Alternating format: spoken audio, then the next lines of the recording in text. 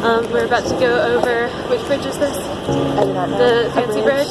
And go to Cleopatra's Needle, where we're meeting for our tour that we found on Airbnb called London in Slow Motion. So we'll see what it's like, and it should be good. It's a little chilly, but not too much, so yeah.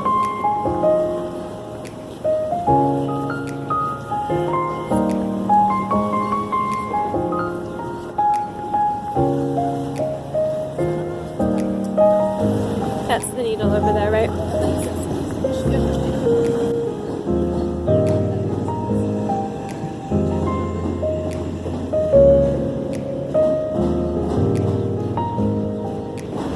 So we're at the Cleopatra's obelisk, and we're talking about how the British may have, or probably stole this from Egypt, and that it said on the other side something about Queen Victoria, but it seems that it was an ancient thing that the Egyptians carved on to signify various like prayer and ritual things, and it's been here for quite a while, but we do wonder how the Egyptians felt about that when they took it. But probably not too great, I don't know. Right. But we're gonna start our tour soon, and we're just looking at the River Thames in the meantime. So yeah.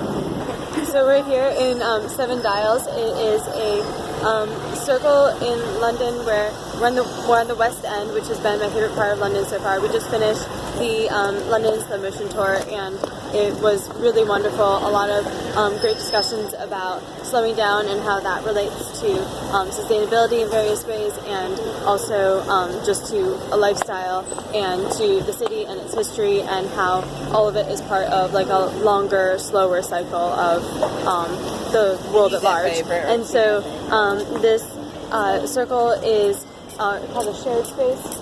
Yeah, it's a shared space in the sense that there aren't really signs to tell cars what to do. It's a lot more about like just the interaction between pedestrians and the cars. And there's 7 roads that come off of it, which you'll see in a second. And people just have to like figure it out. And miraculously, it seems that they do. So I'll show you.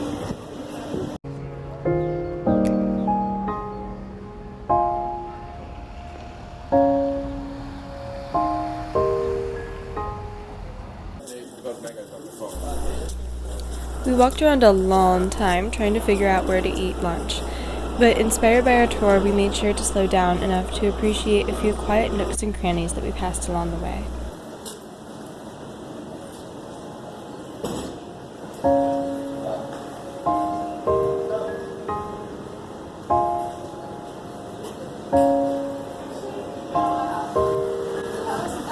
That was so cute. It's so quiet in there compared to out here.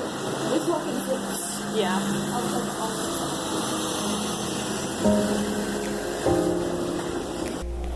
Finally, we settled on Redemption, a really unique restaurant with a whole menu of creative vegan and gluten-free options to choose from.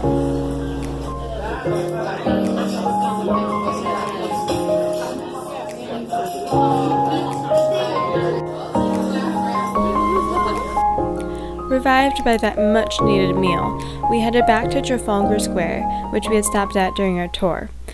We admired not only the buildings and the monuments, but also the various street art and performers.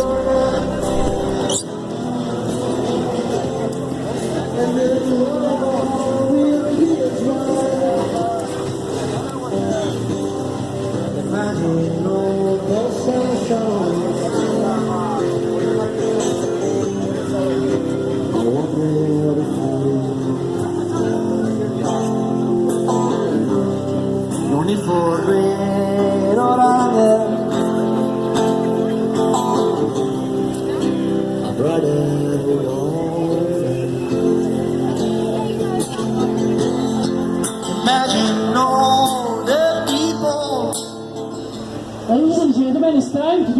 can I? If we wanna sing, everybody say yeah. Yeah. Say oh yeah. Oh yeah. So do it, sexy guy. I'll do it anyway. Guys, last thing. This is my job. This is how I make living. So guys, if you like the show, you pay. If you don't like the show, you pay. If you don't pay now, you pay later. Thank you for laughing. This is something you don't see anymore.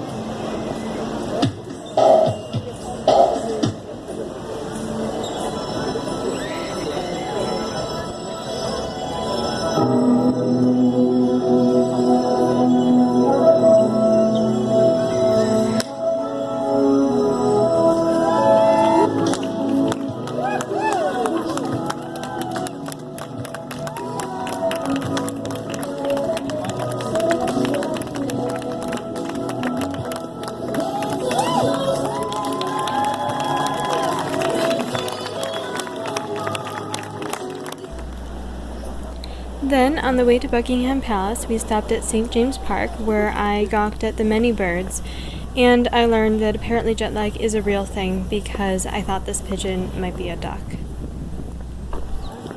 Oh, a duck? Or large, different pigeon? Not sure what it is. That one? This.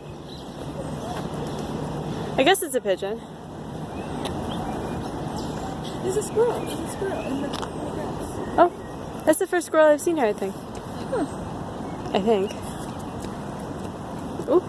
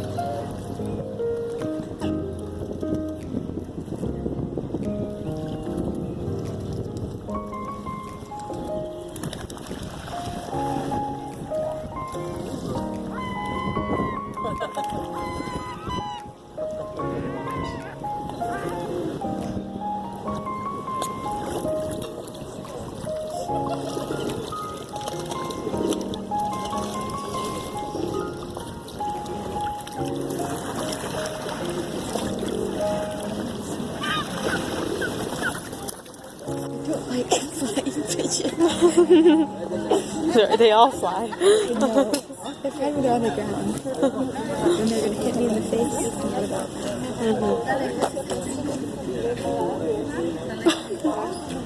Hello.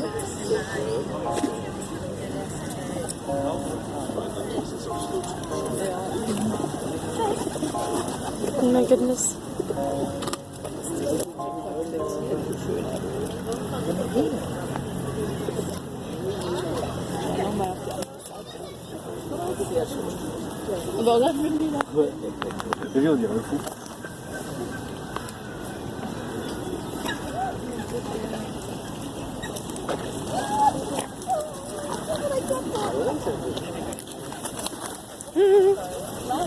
You see, it's kind of pink. But there was another one that was even more pink. Here we are at Buckingham Palace, and you can do whatever you need to, Elise. The flag is out, which means the Queen is not in residence, contrary to my popular belief, just myself. That was quite the opposite, so she's not there unless it's all an elaborate hoax that the government is playing. Yes. So that we never know where the Queen is. Yes. So We are skeptical.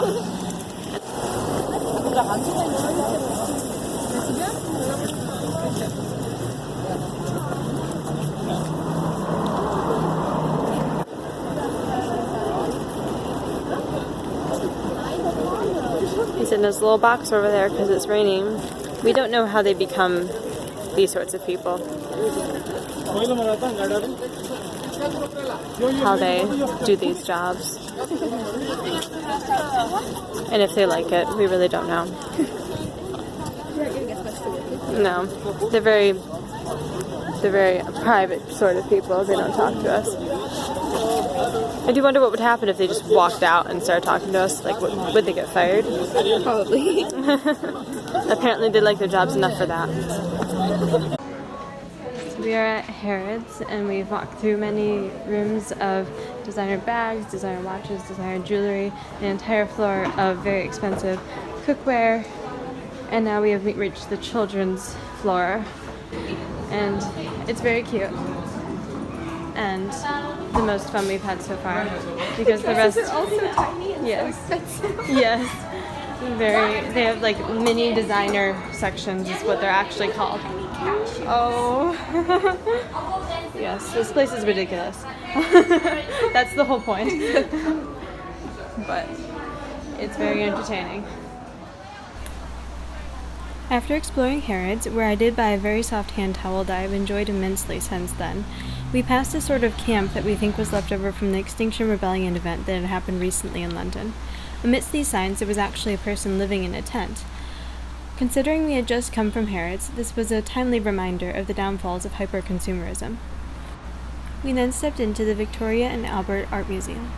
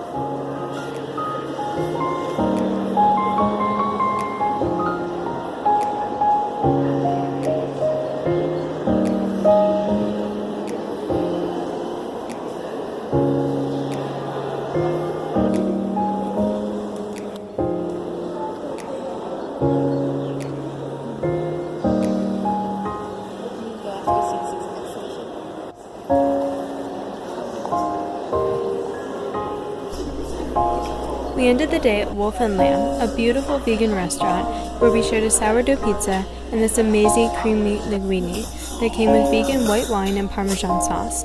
I still think about this creamy sauce on a regular basis. Needless to say, we were spent at this point. We took one of those red double-decker buses back to the train station where we caught a train home for the night.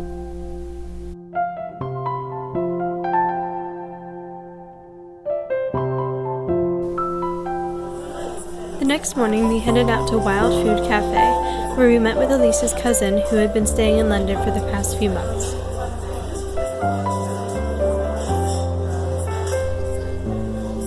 After a very enjoyable breakfast, we went to see Elise's cousin's apartment.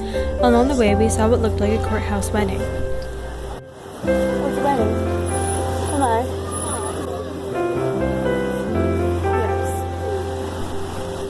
It was a beautiful day, and it was great to see another part of London. We also stopped into some cute shops, including a health food store where I bought some chocolate and the first bamboo toothbrush I've ever tried that I didn't hate.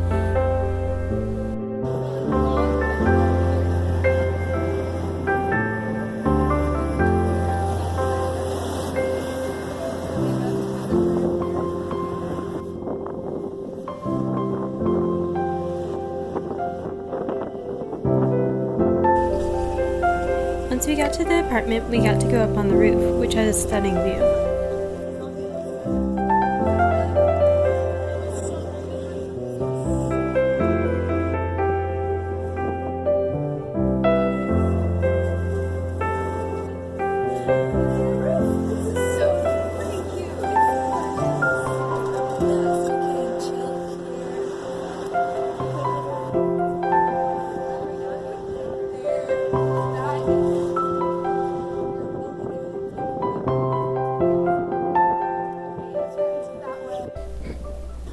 It was time for us to head back to the house we were staying in just outside of London.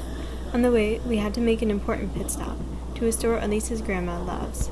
Guy's favorite store, Poundland. Important stop in our travels. Yes. Famous. They had everything, and it's all only a pound. How did they even stay afloat? exploiting workers, but we shall not talk about that now.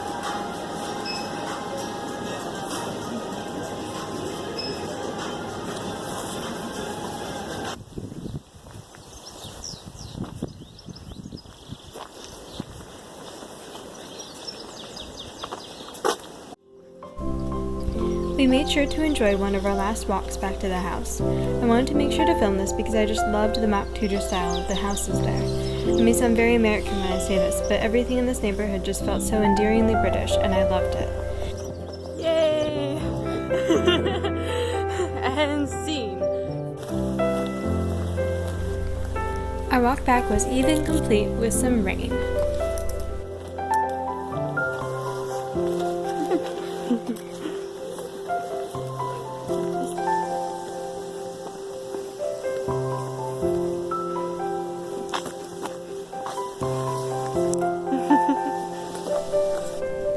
Once back at the house, we packed our bags and got ready to head back into the city one last time to catch a bus to Oxford.